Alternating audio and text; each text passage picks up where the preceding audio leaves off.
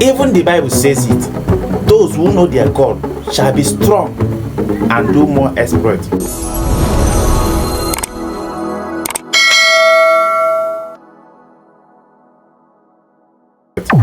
It's inside the Bible, but it will show on the screen.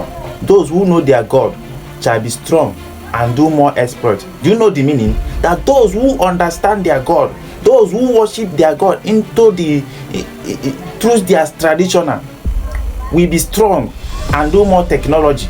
Those who know that their God exists, those who answer the name of their God, shall be strong and do more creative and do more creator.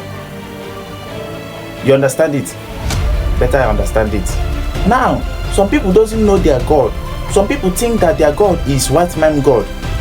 If you are praying to God who doesn't resemble your father, who doesn't resemble your mother or your family member, you are not praying to any God. You are praying to a human being. If you are praying to your God, or if when you close your eyes you are praying and you are seeing a image does not resemble your father or your mother,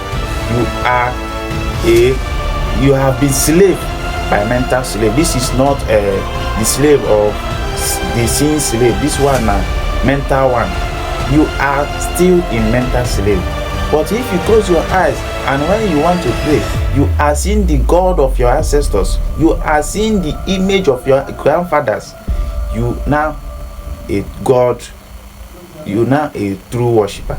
But if you close your eyes to pray and you are seeing a image that does not resemble your father with a pointed nose, with a curling hairs, you are not praying. You are just carrying your prayer to a white man's house. So if you want to pray, pray in your traditional language, pray in your modern language, so that God can hear you and pray and do your miracle.